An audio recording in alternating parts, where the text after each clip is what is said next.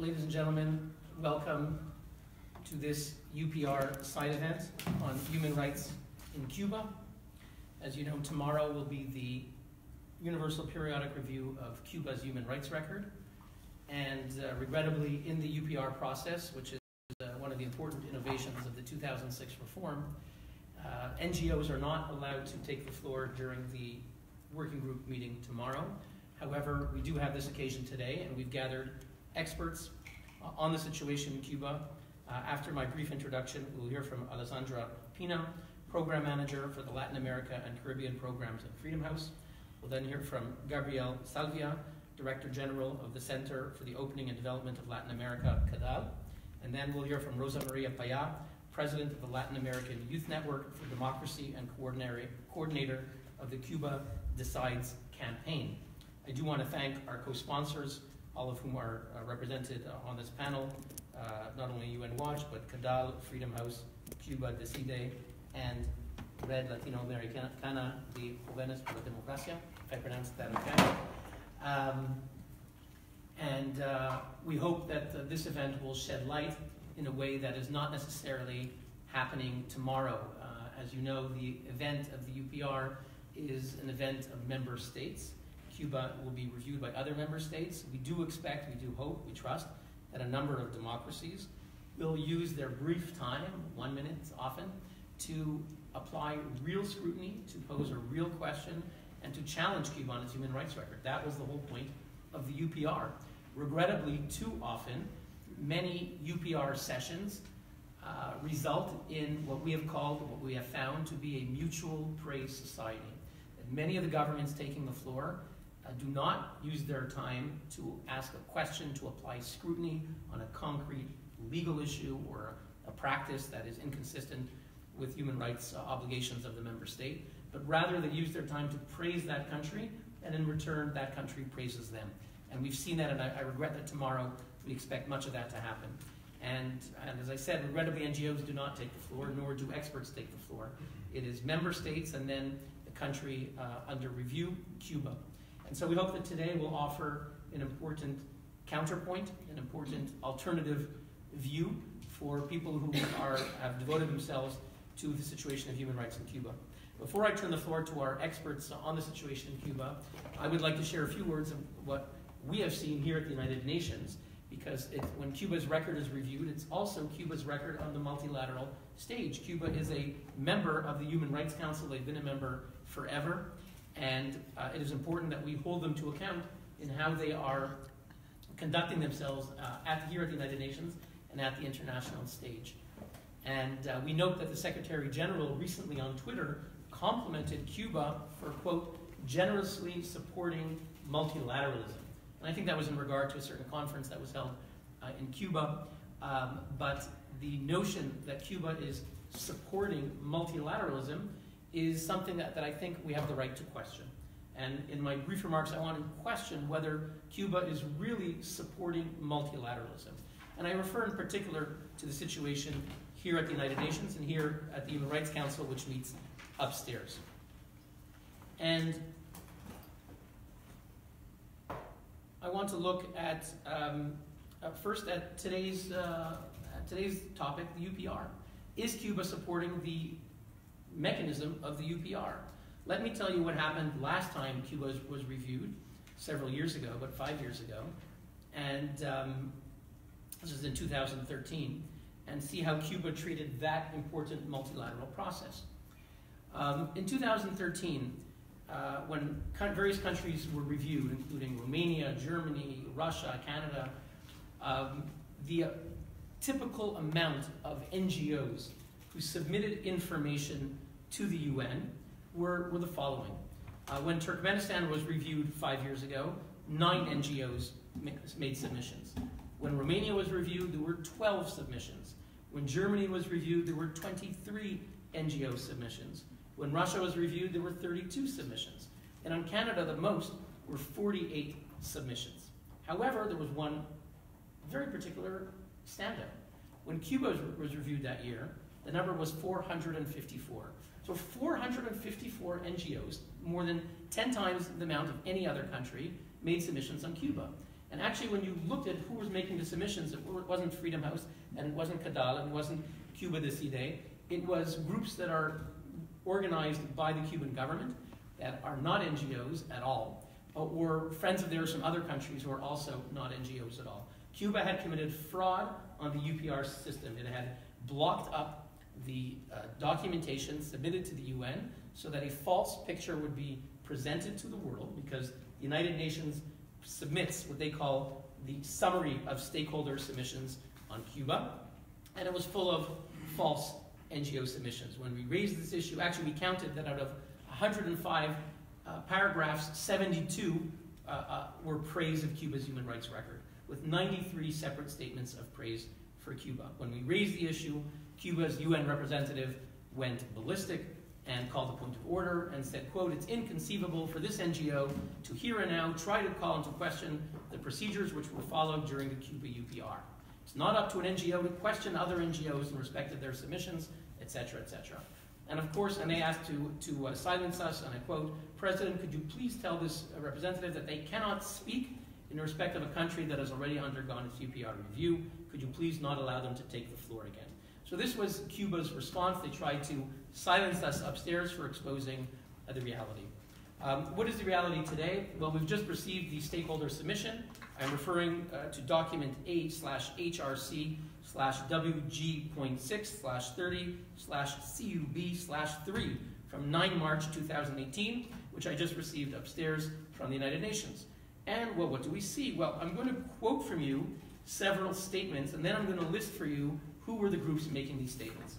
At paragraph 6, this is in what will be submitted tomorrow as part of the system, we have a group that says that, it notes that a independent expert visited the country. Doesn't say who visited, but okay. Then there is the statement that, that Cuba has, the government recognizes culture as an essential source of development.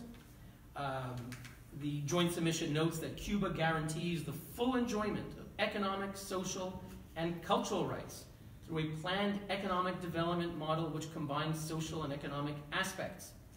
All right?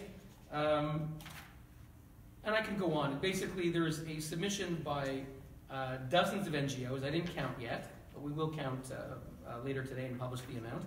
That you have a massive joint submission. It also reports on the negative impact on the enjoyment of human rights, not by something that Cuba did, but on the economic, commercial, and financial embargo imposed on the people of Cuba. So again, this is not actually Cuba's human rights record, but talking about the United States, criticizing their embargo. And this joint submission, you may ask, who made this joint submission? Was it Amnesty? Was it Human Rights Watch? Well, actually, no. If you look at the end of the document, it's called JS2. Those who are signed on JS2, it's a whole long list of groups. And one of the groups, and I don't speak Spanish, but someone will have to correct me if I get something wrong, but one of the groups is Federación Cubana del Deporte Canino, which, if I understand correctly, is about dog sports. Yeah. So one of the so-called NGOs is a group that is a federation dealing with dog sports in Cuba. One of them is Sociedad Cubana de Anestesiología, dealing with anesthesiology. Well, in case you fell asleep at Cuba's lies, maybe this will wake you up. Another group is Sociedad Cubana de Microbiología y Parasitología, about parasites. Another group is the Sociedad Cubana de Psiquiatría. So, well, maybe we do need psychiatrists to help us with what we're receiving from Cuba. We have something also, Sociedad Cubana de Toxicología, which deals with poison. Well, maybe there's some poison that's being introduced into the human rights bloodstream here at the United Nations. There's also Sociedad Cubana de Urología, dealing with urology, and there's a Sociedad Cubana para el Estudio Multidisciplinario de la Sexualidad, dealing with sexuality. So, and I could go on and read dozens of others. So this is the largest NGO, quote-unquote, NGO submission, praising Cuba's human rights record, criticizing other countries, is signed by groups that have nothing to do with the issues dealing with civil, political, economic, or social rights. They are Cuban state-controlled entities.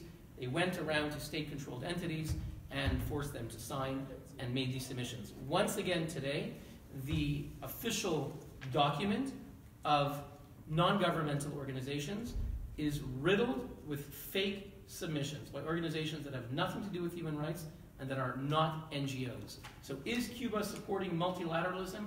I asked the Secretary General, and I asked him to look at how Cuba is treating the UPR. They're once again committing fraud on the UPR system, trying to jam the system with fake information. Finally, I'll make one other note, is how Cuba has dealt with the issue of human rights investigations and human rights experts. Cuba has systematically refused to sign on to a standing invitation to allow the experts on arbitrary detention to visit, the experts on extrajudicial killing. We have someone on our panel whose father was killed by the government, Oswaldo Paya, the leading human rights dissident of Cuba. It's the kind of thing we've called for an international investigation. Many world leaders have called for an international investigation. Cuba has refused ever to allow any independent UN expert dealing with these issues to visit. Many UN experts have requested, and they've always refused. The same for Venezuela. However, they made a special exceptions in very few cases. 10 years ago, they made a special exception for someone named Jean Ziegler. Jean Ziegler, who today is the expert, sits on the Human Advisory Committee of the Human Rights Council. At the time, he was the expert on hunger, on food. They made a special exception for him. Of course, he's someone who is a great friend of the Castro regime. His claim to fame is that Che Guevara visited Geneva, and he drove Che Guevara around, and Che Guevara told him that you have to fight capitalism here in Geneva. This is what he talks about all the time. He's a great admirer of the Castro regime, and they appointed him to the United Nations in the year 2000, and he's been an apologist since then of the regime. So he was the only UN expert, the first one ever to be allowed to visit, and of course he went to Cuba, and it was like under the old Russian czars when the inspector would visit, when the czar would visit the town, Potemkin, his advisor, would build like a fake town. So he would see a fake town and say, oh, it's very nice, and everybody would be happy. And of course, Mr. Ziegler went on a Potemkin visit. He said everything is great, and he said Cuba is a model for the world, and that's what he did. And then recently, we had someone else whose appointment was supported by Cuba, named Virginia Dandan. She went a year ago, and she too, if you read the headline of her visit in 2017, was UN expert compliments Cuba as being a model for international solidarity. So once again, no scrutiny, praise, and again, a fake visit. These are the only visits that Cuba allows, even though they are a member of the Human Rights Council. They are breaching their fundamental obligation to cooperate with the Human Rights Council by allowing in experts. Their close ally, Venezuela, the same thing happened this year. Venezuela has refused admission to many different UN experts who've requested visits. They made one exception for someone named Alfred de Zayas, and he too is someone like the others I mentioned, who is full of admiration for the Cuban regime and for the Venezuelan Maduro regime. And he visited and he said everything is great in Venezuela, even though people are starving there. He posted pictures of supermarkets with food and said, you know, Venezuelan propaganda, there's no problems with hunger. He had to delete some of those posts after we exposed it. But this is a pattern that we've seen between Cuba and its allies to, on the one hand, refuse cooperation with the Human Rights Council, even though they're both members, and on the other hand, to pretend to make fake cooperation to admit only the experts who they themselves helped to appoint. Again, the Secretary General says Cuba is supporting multilateralism. What we see here at the Human Rights Council is the complete opposite. What we see at the United Nations is Cuba uses its membership to subvert the international mechanisms, to subvert the UPR that we're having this week, and to subvert the UN experts system, to appoint those who are admirers of the regime and to deny entry to everybody else. I will end there, and I will turn over the floor to the rest of our panel to hear what's happening in Cuba itself. And I invite Alessandra Pina of Freedom House. Before I do so, I just want to mention that I want to congratulate John Suarez, someone who's worked with me since the day one that I've been at the UN. It's thanks to John that I've been able to meet Rosa Maria Paya and other human rights heroes of Cuba, that we've given them a platform. It's all thanks to John, and I'm delighted that he's now with Freedom House working on these issues, and I wish him and Freedom House much success. Thank you very much, Hillel, and yes, we are very excited that John joined the team. Well, Cuba is living under the Castro regime for almost 60 years. Around a month ago, we saw what has been presented in the international community as a transition from the Cuba family to Diaz-Canel. In reality, we know that this change is just cosmetic, is just a distraction for the international community and can be very much misleading. What we see here is just a regime that is continuing keeping the power inside the Castro family. It's just that they are putting someone else, the face of someone else, but the nature of the regime is still the same. We are talking about a regime where all the power at the political, at the economic, military, and even civil society level is kept from this family. As we saw, we have a good and vibrant civil society that is the independent civil society, but we have another parallel civil society that is completely under the control of the regime. This regime has been playing a major role in the entire region of the Americas. It's not from today, it's not from yesterday, it's from 60 years. So they played both soft and hard power in the Americas. We saw the influence of Cuba at the ideological, military, and political levels.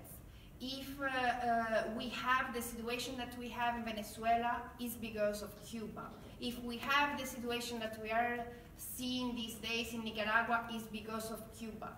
So we need to face the reality and start to take this very seriously. Or we take Cuba as a priority, or we don't know which will be the next country following in this desperate situation.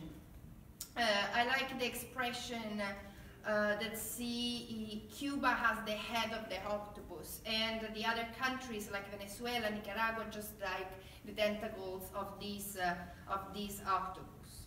So what can the international community do? I think especially the democratic countries have the responsibility to have a strong and firm position.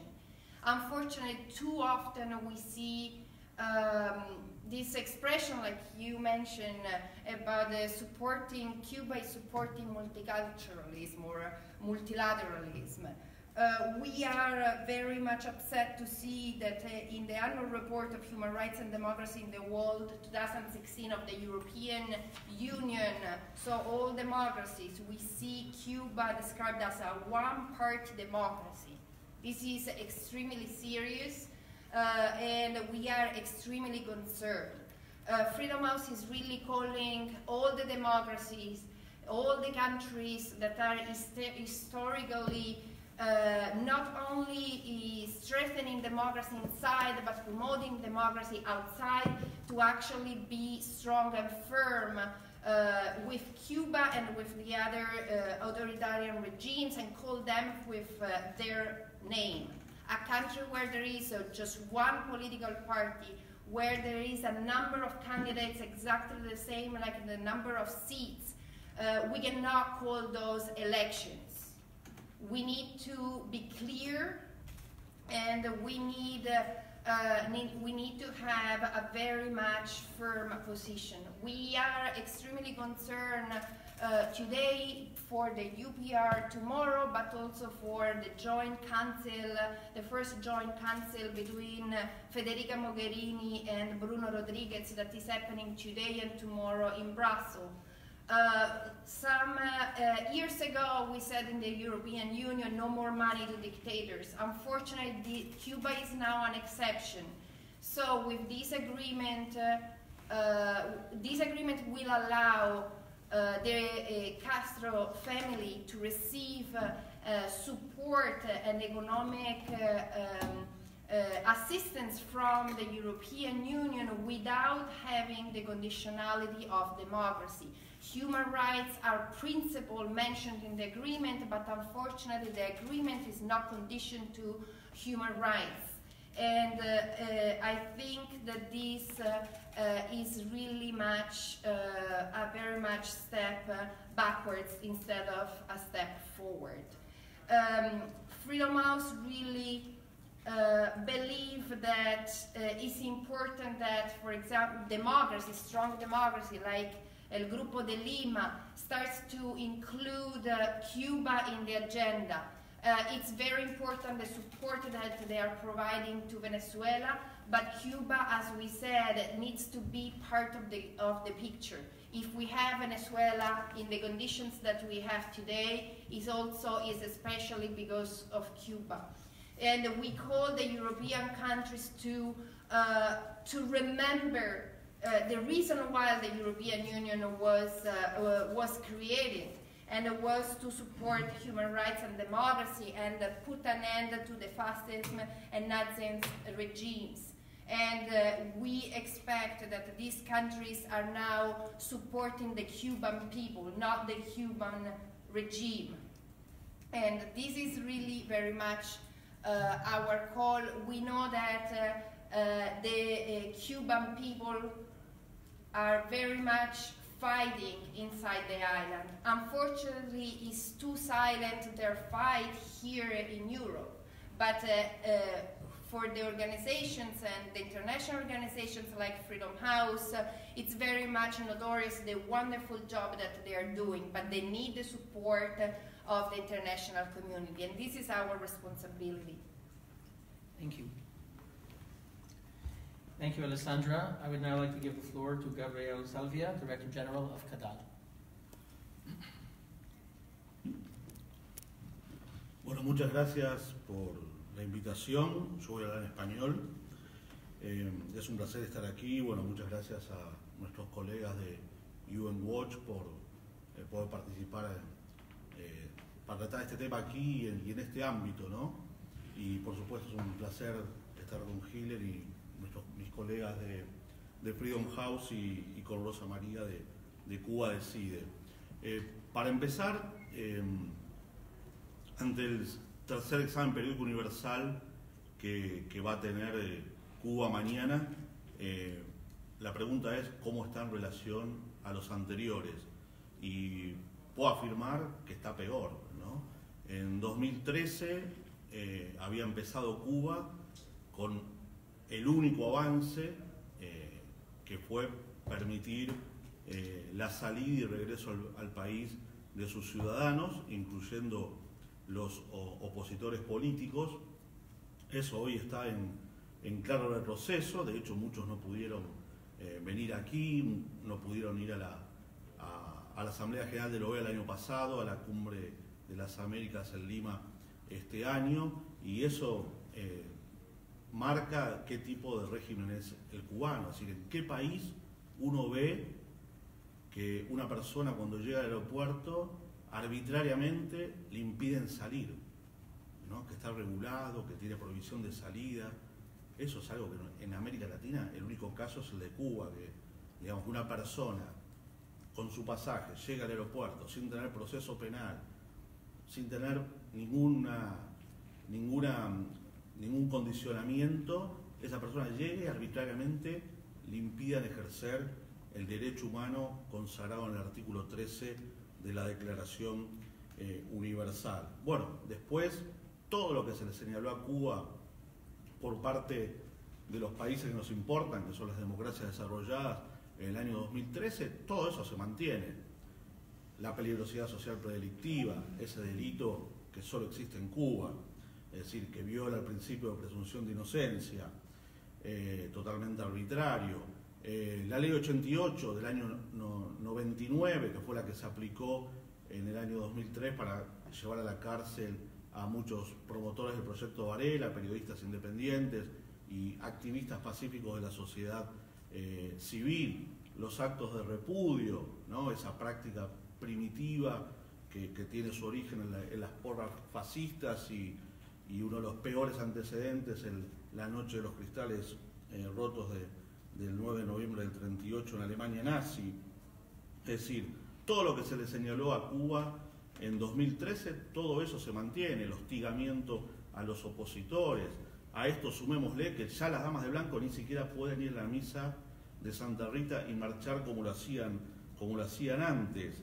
Es decir, si uno ve todas las recomendaciones que formulan los 22 países, esas recomendaciones que Cuba rechaza, todo eso se mantiene. Y uno tiene que analizar por qué Cuba las rechaza. Porque dice que son contrarias a su sistema político. Y el problema es que el sistema político que rige en Cuba, el sistema jurídico e institucional que rige en Cuba, es intrínsecamente violatorio de los derechos humanos.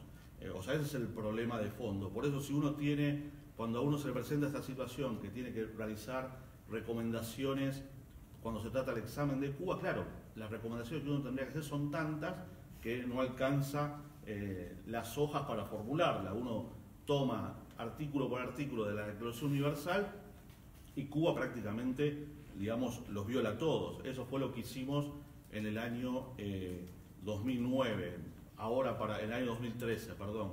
Y en este año básicamente nos concentramos nuestras recomendaciones en el derecho humano a la participación política, ¿no? Ante la renovación no democrática de las autoridades de Cuba. Digo, no democrática porque el proceso electoral en Cuba empieza violando la Declaración Universal de los Derechos Humanos, que plantea que el voto debe ser público, secreto en todas sus instancias.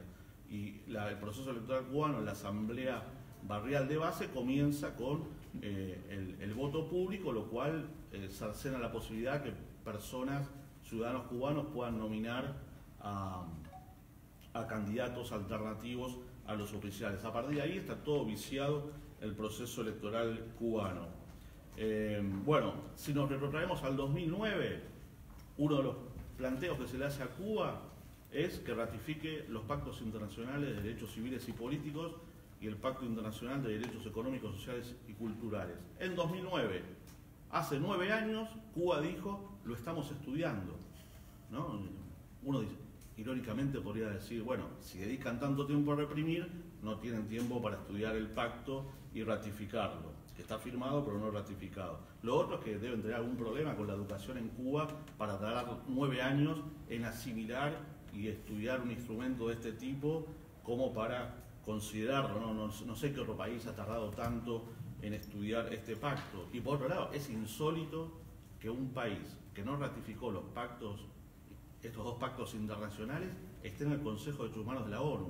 Si ustedes leen la resolución que crea el Consejo de Derechos Humanos de la ONU, no sé si el artículo 8 o el 9, plantea claramente que el país que está en el Consejo de Derechos Humanos tiene que tener estándares de respeto interno a esos derechos. Bueno, como un país, digamos, que no ratificó estos pactos, que es algo elemental, está en ese consejo. Y no solo eso, es uno de los 3 países que va a cumplir más años en el Consejo de Derechos Humanos de la ONU. Un amigo mío siempre decía, equiparando esto, los otros 2 son Arabia Saudita y China, ¿no? Tener a Cuba en este consejo, y lo mismo a Venezuela, es como tener a los criminales redactando el código penal de un país, ¿no? Es algo, digamos, insólito, ¿no? Y que habla mal de este tipo de organizaciones donde el principal problema es que las democracias son una minoría. Entonces, ante este tercer examen, y yendo puntualmente a lo de Latinoamérica, nuestro planteo a algunos gobiernos de la región fue que, bueno, que muchos hablamos, como el caso de mi país, que queremos integrarnos al mundo. Integrarnos al mundo implica adoptar posiciones comprometidas con los derechos humanos, más cuando esas posiciones las anunciamos en los objetivos de nuestra Cancillería, que nuestra política exterior, el eje de nuestra política exterior es la defensa de los derechos humanos.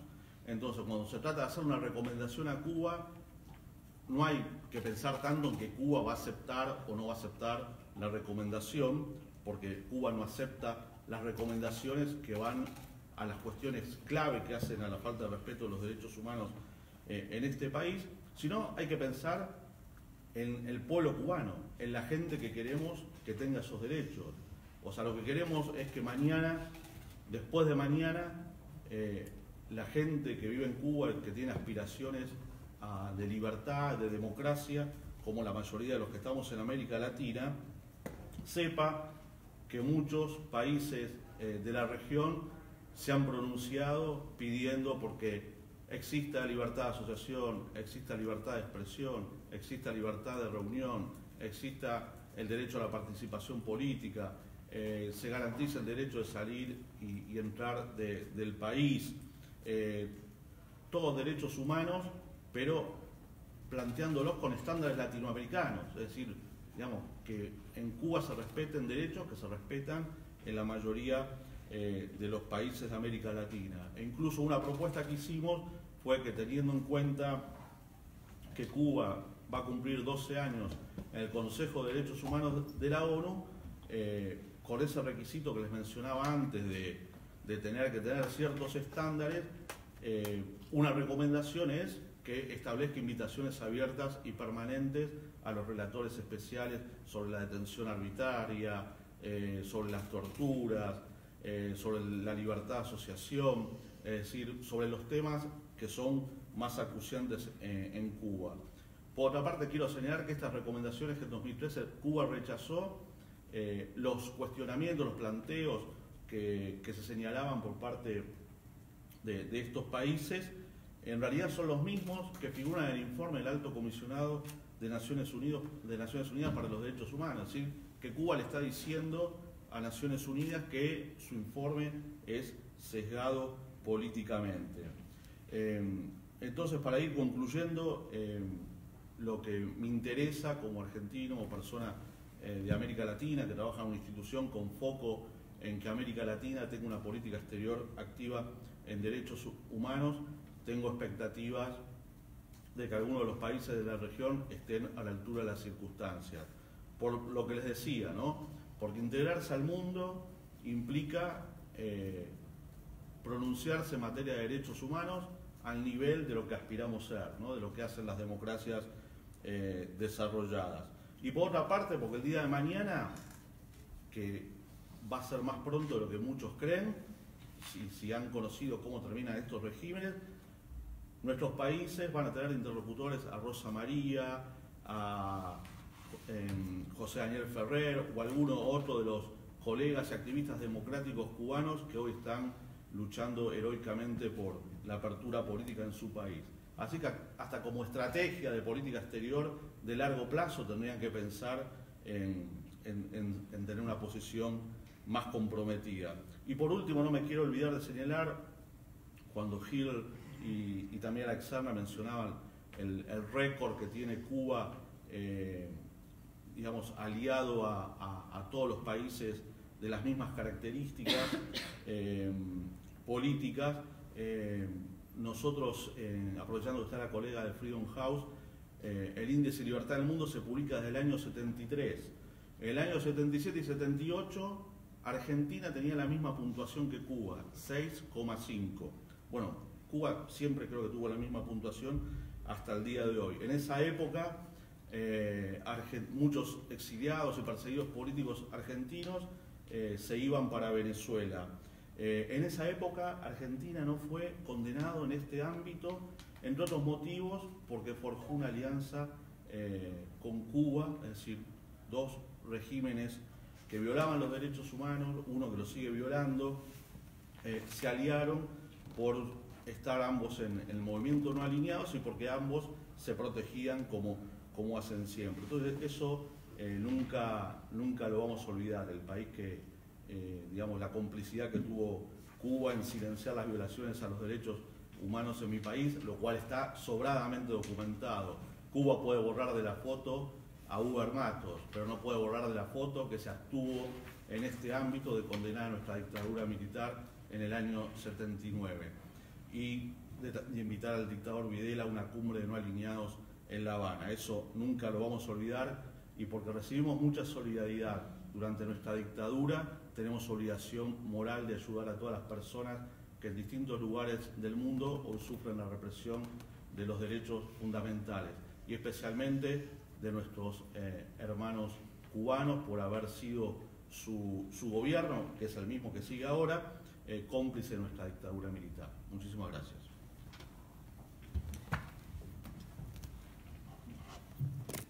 Thank you, Gabrielle. And with that, we go to our final speaker, last but not least, Rosa Maria Payá, someone who's spoken a number of times here at the United Nations and brings a very important voice. She's meeting with world leaders on a regular basis, and I know you were just in Europe yesterday.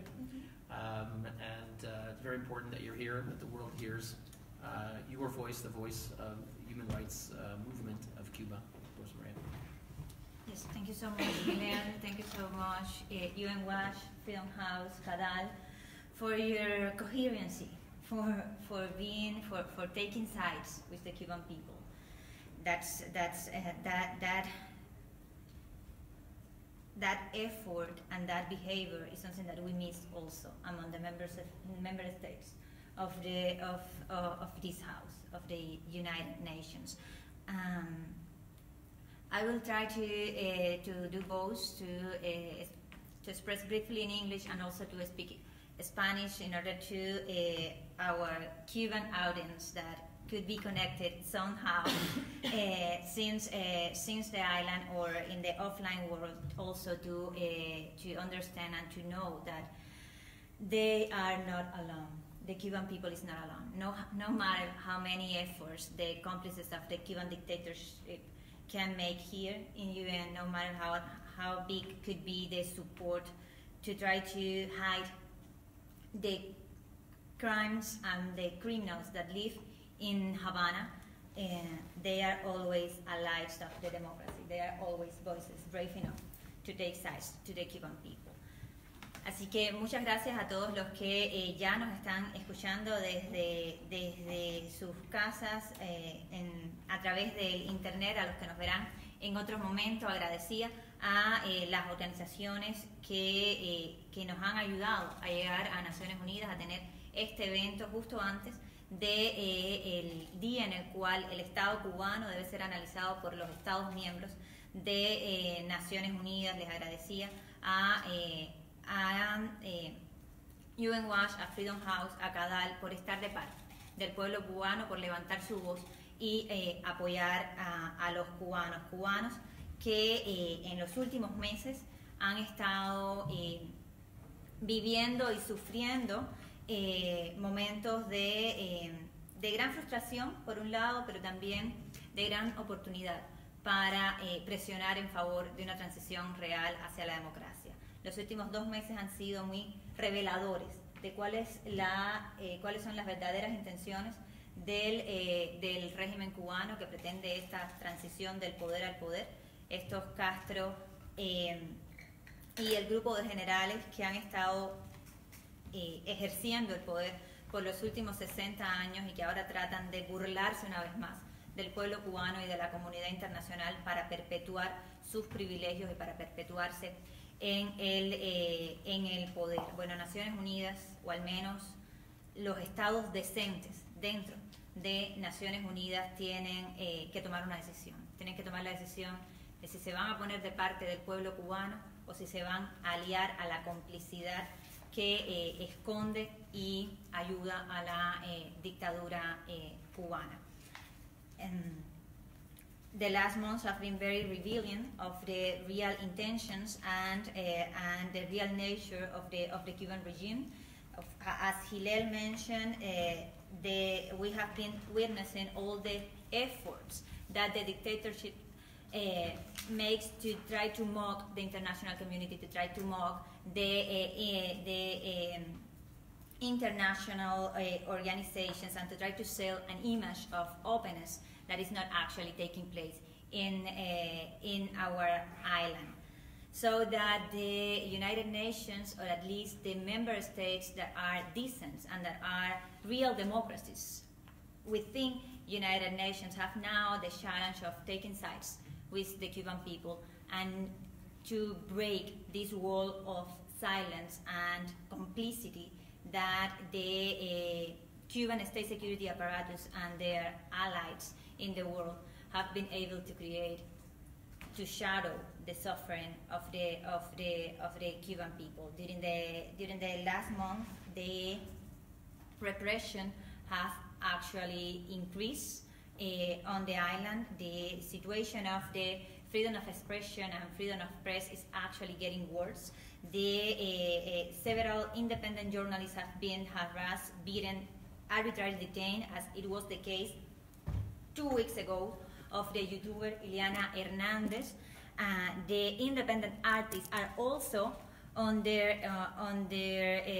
very hard harassed, especially those artists that dare to be critical of the situation. For instance, those that are also promoters of the platform that we promote, of Cuba Decide. That have been the case of the performatic artist Ana Olema, that have been the case of the performatic artist Lia Villares, that is the case of the visual artist Luis Trápaga, that right now, while we are talking, have been expelled from all the institutional organizations that protects or promote art in Cuba, and is facing a judicial process because of an invented charge that they just use in order to try to silence the free voices within the Cuban society. We are especially preoccupied about the situation of the political prisoners. Till last week, there was around 115 political prisoners sentenced in the Cuban prisons. During the last week, that number rise. There are 5 new cases of new sentences against citizens because of their public manifestations, because of their denunciations of the regime, not just in the political field, also in the social field. That has been the case of the scientific, actually doctor in biology, Ariel Urquiola, that have been sentenced to 1 year of prison just because he denounced the violations of the Cuban authorities against the environment, against the Cuban natural resources. That have been also the case of 3 brothers that dare to make public manifestations in Santiago de Cuba. They are Alberto Antonio, Leonardo y Alberto Ramirez, sentenced to 2 years and a half in jail because of the crime that is also invented by the Cuban regime. Gabriel told us about it, the crime of dangerousness. That is a figure that the Cuban regime used to put in prison any person that dare to live accordance with how he or she thinks. La represión en Cuba ha aumentado considerablemente en los últimos tiempos. Es paradójico, mientras el gobierno cubano intenta vender una imagen de cambio, poniendo de manera pública un nombre nuevo a la cabeza del Consejo de Estado y de Ministros, aumenta la represión contra el pueblo cubano. Ese ha sido el caso de los periodistas independientes, de los artistas independientes, que en los últimos meses han estado bajo gran represión, bajo gran acoso, como ha sido el caso de la youtuber Ileana Hernández, que fue arbitrariamente detenida durante semanas, o ha sido el caso de los artistas independientes que todavía están intentando llevar a cabo la Bienal Independiente, la Bienal 00. Especialmente han sido agresivos los agentes de la policía política cubana contra aquellos artistas que se atreven además a promover iniciativas de cambio político, como aquellos que han estado vinculados o están vinculados a la plataforma ciudadana Cuba Decide. Han sido acosados, han sido amenazados por la seguridad del Estado, han sido detenidos por la seguridad del Estado o están enfrentando cargos en el sistema judicial de la dictadura. Ese ha sido el caso de la artista performática Ana Olema, de la artista Lia Villares, del artista plástico Luis Trápaga, que ahora mismo enfrenta un posible juicio de parte de las autoridades cubanas y ha sido expulsado de todas las agencias que dentro de la institucionalidad del régimen se dedican a promover el arte, no solamente los activistas políticos, los opositores, la sociedad civil independiente cubana es víctima de acoso y de represión en Cuba.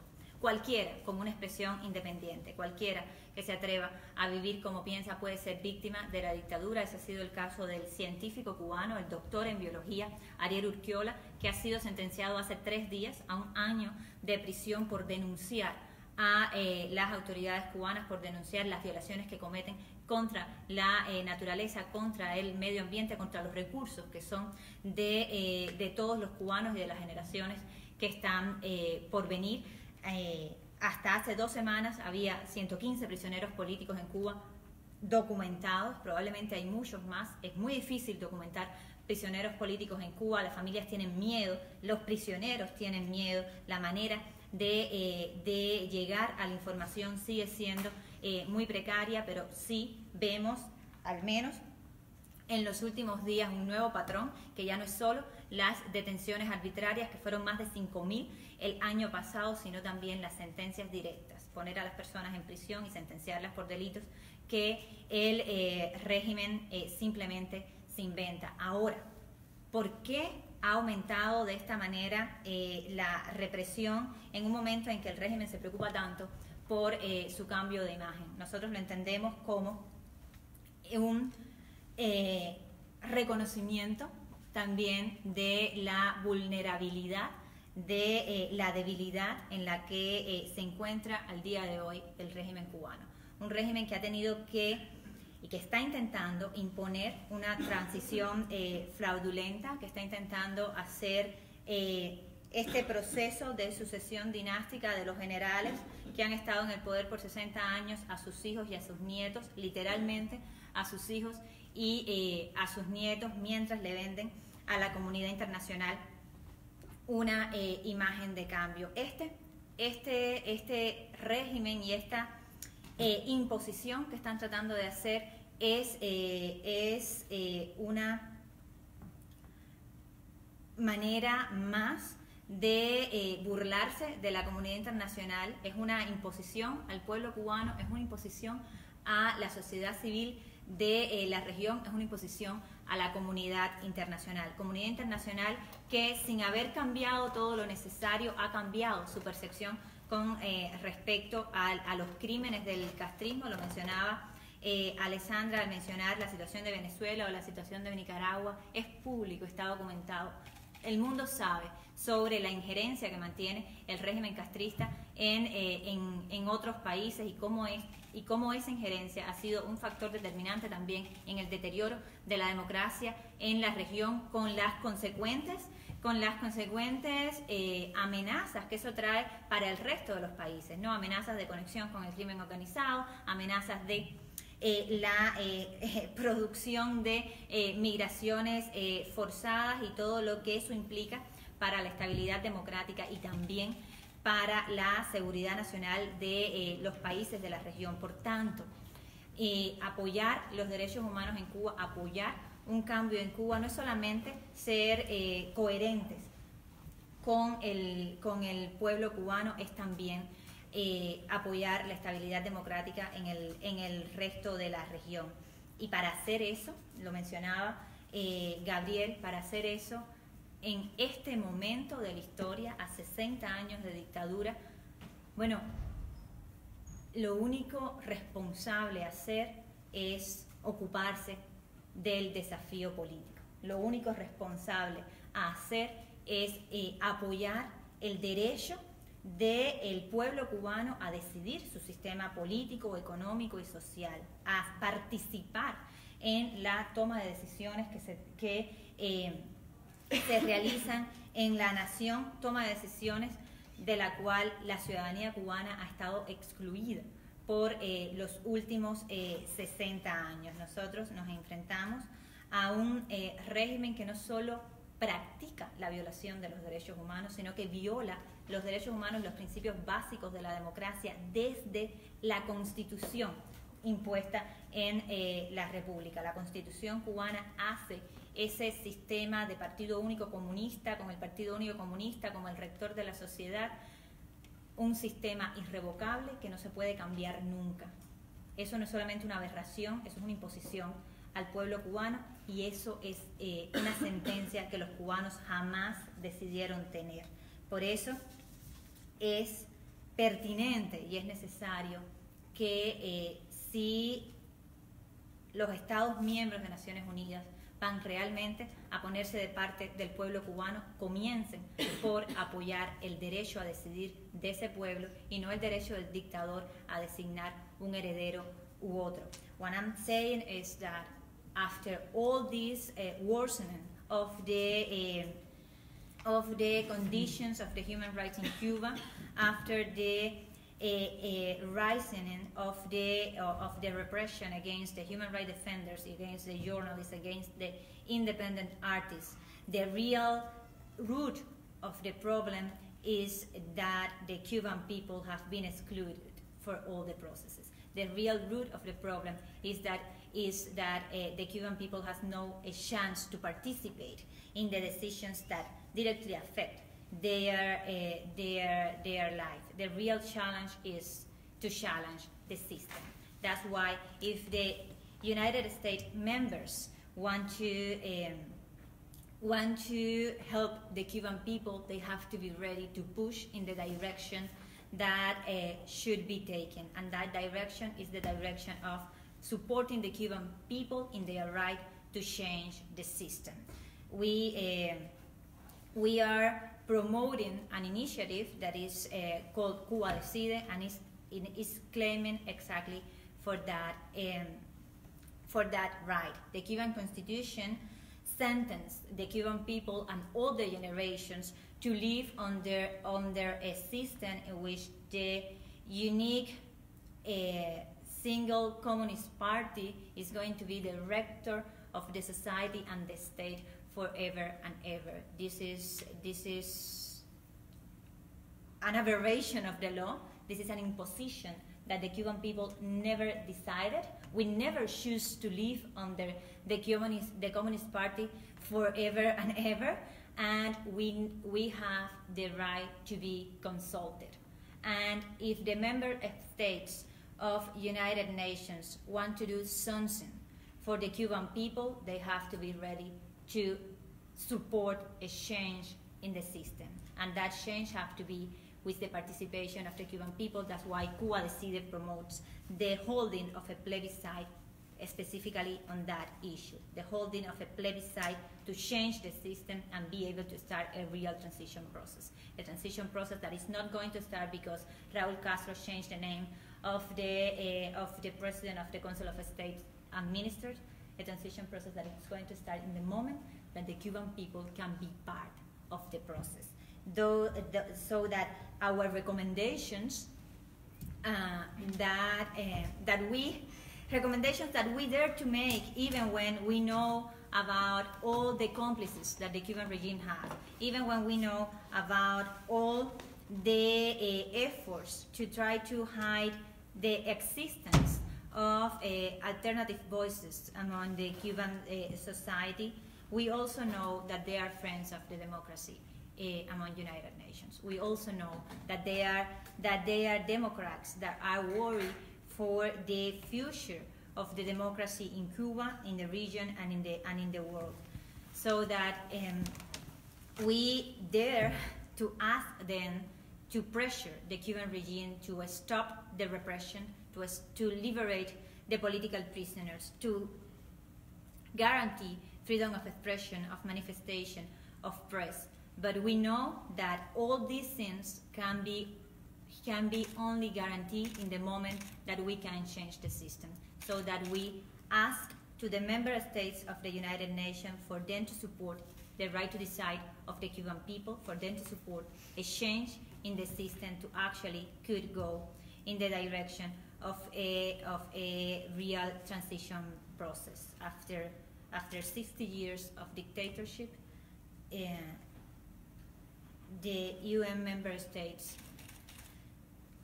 have also a responsibility for the silence on the suffering of the Cuban people, have also a responsibility for the spread of the non-democratic ideas that the secret police of the Cuban regime have done in the Latin American region and beyond. So they have also the responsibility to stop this threat, to help the Cuban people, and to finally take sides with the Cuban citizenry. Después de 60 años en los cuales el pueblo cubano ha sufrido la exclusión, ha sufrido el silencio por parte de muchos en la comunidad internacional, los Estados miembros de Naciones Unidas, todos, no solamente las dictaduras cómplices del régimen cubano, todos los Estados miembros de las Naciones Unidas tienen una responsabilidad por el sufrimiento del pueblo cubano, por el silencio sobre el sufrimiento del pueblo cubano, tienen una responsabilidad por la expansión de las ideas antidemocráticas que la seguridad del Estado del régimen cubano ha ayudado a llevar a otros países de la región, por la represión que el régimen cubano ha coordinado también en otros países de la región, y por tanto tienen una responsabilidad para parar la amenaza que el régimen cubano, no Cuba, el régimen castrista, la amenaza que el régimen castrista significa para el resto de la región. Para hacerlo, esperamos que sean lo suficientemente valientes como para apoyar un cambio de sistema en Cuba. Ya es hora de hablar claro y de apoyar un cambio de sistema en Cuba, y hacerlo apoyando el derecho que tenemos todos los ciudadanos cubanos, en tanto nación cubana, de definir el sistema político de nuestro país. Ojalá sean al menos las democracias de Naciones Unidas lo suficientemente valientes como para ponerse de parte del pueblo cubano. Muchas gracias. Thank you, Rosa Maria. What we'll do now is we'll have a few questions. I have a question that I want to pose for the panel, and then we'll open the floor for any questions, and then we'll end with closing statements that anyone may want to make. So, Rosa Maria, I would like to ask you actually two questions, and afterwards the rest of the panel is welcome to comment as well. So you talked about your movement and the need for the Cuban people to actually have their own say. They never voted for the Communist Party. But a month ago, I was reading major headlines, and I saw headlines about a new president who was chosen. Actually, I saw that he got 99.83% of the assembly, I think 600 or so deputies vote for him, which I noted on the internet that it was an astonishing vote to get 99.83% of any election. And he actually beat by 0.01% the world record set in 2007 by Bashar al-Assad, when there was a referendum of millions of people, and he got 99.82%. So it was quite amazing that Miguel Diaz-Canel broke that world record. So, it raises the question, because people saw the headline, it seemed like someone new, there's a change. So is there something new in this new president? Does it show a change of direction? How was he chosen? I mentioned this vote that I didn't really understand exactly how it worked. Were there several candidates? Were there elections? Who is this new president? So that's sort of my first question. And my second question is something from January. You mentioned you were in Europe, and there was a tweet by Carl Bildt, who's the former head of Sweden, and he usually is not critical of the EU, and here he had a picture, and I'll just show everyone. It's a picture of Federica Mogherini, the High Commissioner for Foreign Affairs of the EU, and she has a big smile, and this is in January, when she goes to visit Cuban leaders. What is the attitude of Federica Mogherini to Cuba? Does she have the right attitude? Does the EU have the right attitude? What does this picture say? Is it just a picture, or does it say something more that's problematic? Yes, thank you so much for both questions. Are very very to the point in this moment. There is a new president of the Council of Ministers and the Council of State in Cuba that have been imposed by the Castro family, and I can tell you about the process, because we as Cuba Decide, as citizen platform, we start a campaign previous to the moment of the votations, are not elections, but prior to the moment in which the Cubans went to the electoral colleges, we made a campaign saying to the Cuban people, don't go to vote. And if you vote, nullify your ballot. Which vote was this? That was the vote to choose or to actually mark the ballot. So there's no choice. Exactly. For the candidates to the National Assembly. It's important to say that there were 605 candidates for 605 positions. So one candidate for each. That's a single candidate system. Is the totalitarian communist style, and those candidates, according with the electoral law, are designated by organizations which are all loyal to the Cuban regime. And loyal is a way to say are all owned by the Cuban regime. So basically, the Cuban regime put the candidates, and it put one candidate for each position. To be a candidate is already to be a member of the General Assembly, and that's how they implement elections in Cuba. But anyway, we made the exercise of going to the electoral colleges and try to see how many Cubans dare not to go to vote or nullify their ballots. And we documented more than the 37% percentage of the Cubans that either didn't go to vote or nullify the ballot. We in that process we went. Many of our teams were prevent not just to wash the process of content, but prevent to go to vote. There was harassment. There were at least 30 arbitrary detentions of the Cuban activists to prevent them to get to the colleges, in which actually nothing was going decided because everything was already done for before.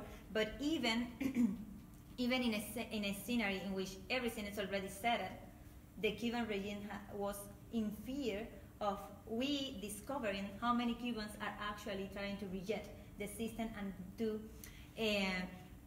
do it publicly and to send a message to the Cuban regime that they disagree and they want real elections and they want a plebiscite to change the system. We only could be able to get to a portion of all the electoral colleges that we were trying to get because of the repression, and we assumed that we arrived to those colleges in which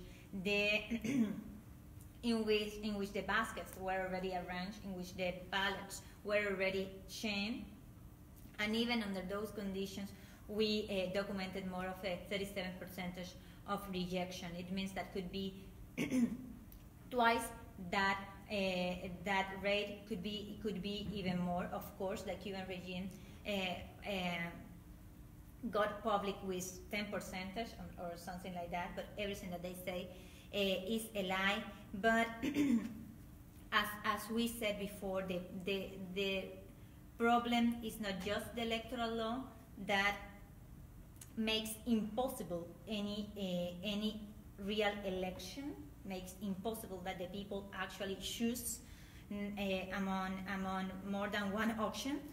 The problem is also the Constitution. The problem is structural.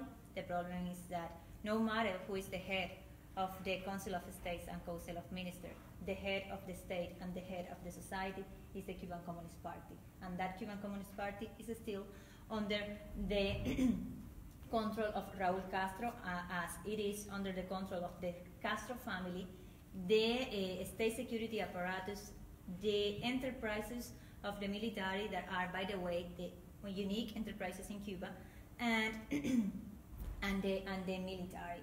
So we are talking about a family and a few other generals, as could be Machado Ventura and Ramiro Valdez, keeping still all the real power in Cuba and trying in the process to pass that power to their sons and grandsons.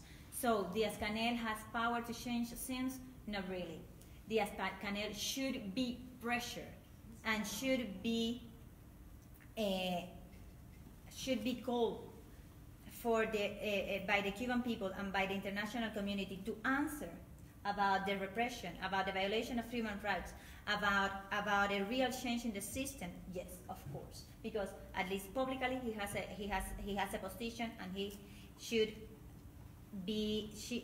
respond to some accountability for that. So we are facing a weaker regime. We are facing a government that is not anymore that well sponsored by the petróleo of the Venezuelan people because of their own problems, and we are facing a regime that is more in need, and each day is more in need of the international community. So we hope that the international community use that leverage actually to pressure in the direction of a change in the system. Federica Mogherini is not going in that direction. She insulted the Cuban people by calling the dictatorship a single-party democracy. She has been several times in Cuba. She hasn't get a single meeting while in Cuba with the Cuban civil society. And it's not just a meeting. The fact is that the Cuban civil society, the opposition, and the independent actors in Cuba have been also excluded for this process of negotiations among EU and the Cuban regime. So it has been a way that the regime has get to extend the exclusion to the of the Cuban citizenry. It's a shame that Europe, that should be defending the opposite values, have been trapped in this game of the dictatorship. And the point here is that they were not brave enough, or they have been not brave enough to put conditions to the dialogue, to put conditions to the negotiation table. And if you do not put conditions to the dictatorship, then the dictatorship ends up getting all the benefits of being partners of democracies. Thank you. Anyone else on the panel want to comment on that before I open the floor? I now open the floor for questions. If there's any questions from the audience, any member states want to raise anything? I know we have one in the back from Venezuela. Seeing no further questions, I will turn to any final concluding comments. Sandra, if you have any final comments. Well, I think from this panel, in this panel, we really described what is going on in Cuba. We really described the enormous human rights violation that we see in the island. And our hope and expectation is that tomorrow we can see some of that in the report. Otherwise, we will continue our fight with supporting independent Cuban civil society. And I hope that we can have more alliances and more support even from institutions and democracy around the world. Thank you.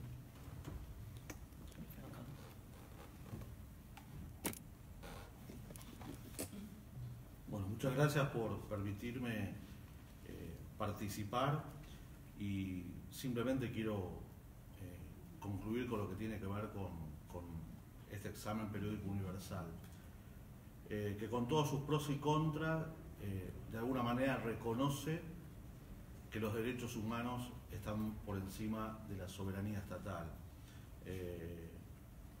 Este examen, al cual todos los estados, cada uno de los estados se somete y recibe comunicaciones e informaciones de la sociedad civil, de las propias Naciones Unidas, y las recomendaciones de otros estados, es el ámbito ideal para la política exterior en derechos humanos.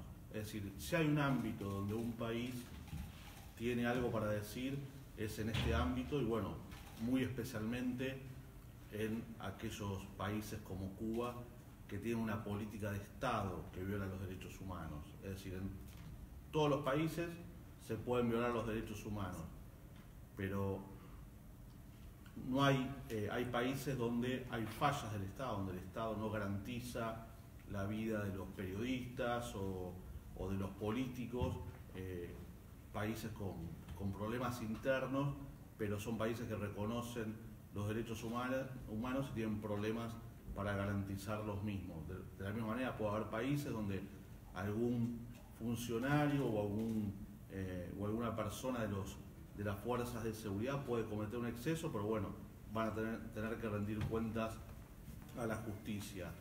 En los casos de países como Cuba, que tienen una política expresa de represión de las libertades fundamentales, porque condiciona el ejercicio de los derechos a los fines de la sociedad socialista, ese país tiene una política de Estado claramente violatoria de los derechos humanos, y en casos como Cuba y otros tantos casos más, 40 o 50 por lo menos, de países que tienen políticas similares que reprimen el ejercicio de los derechos humanos fundamentales, es cuando las democracias tienen la oportunidad de pronunciarse en su examen periódico universal.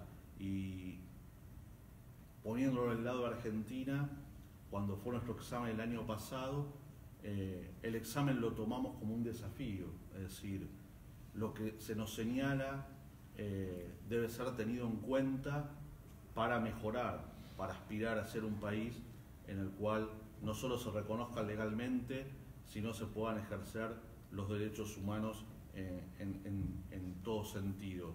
Así que bueno, muchas gracias. José María, any final comments? Sí, solo repetir que después de más de medio siglo, después de ser la dictadura más longeva del hemisferio, una de las más tóxicas y las más criminales que hemos sufrido, esperamos que las democracias del mundo se atrevan a retar el sistema apoyando el derecho a participar y el derecho a decidir del gran excluido que ha sido el pueblo cubano, ¿no? Y finalmente no olvidar que aquellos que luchamos, y sobre todo los que lo hacen o lo hacemos dentro de Cuba, nos enfrentamos a la indefensión total si las voces de la comunidad internacional no se levantan. Y hace 6 años el régimen cubano, los hermanos Castro asesinaron a mi padre y a Harold Cepero. Lamentablemente no han sido los únicos asesinatos de Estado, en los últimos 6 años. La manera de proteger los cuerpos de los defensores de derechos humanos y de cualquier ciudadano que se atreva a enfrentar el terror en Cuba, la única manera de hacerlo es levantar las voces de la comunidad internacional y levantarlas de manera efectiva. Sabemos que hay más de una dictadura en el Consejo de Derechos Humanos, pero sabemos también que hay más de una democracia. Esperamos que estas democracias tengan el valor de plantear una resolución condenando los crímenes de lesa humanidad del gobierno cubano y de votarla en ese Consejo de Derechos Humanos, y que sean las dictaduras las que se abstengan o las que voten en contra, pero que lo que marque la época no sea el silencio de las democracias. Gracias. Thank you very much. I just want to, before we conclude, just to note, as you can see, that this event is being recorded and photographs are taken. These will be posted on the internet, on the UN Watch page, but I'm sure Freedom House will be posting it, and the various organizations will be sharing it on the internet, and it will be available for everyone as this event was being Facebook livecast. And thank you to our panelists, and thank you everybody for being here. Thank you. Thank you. Thank you.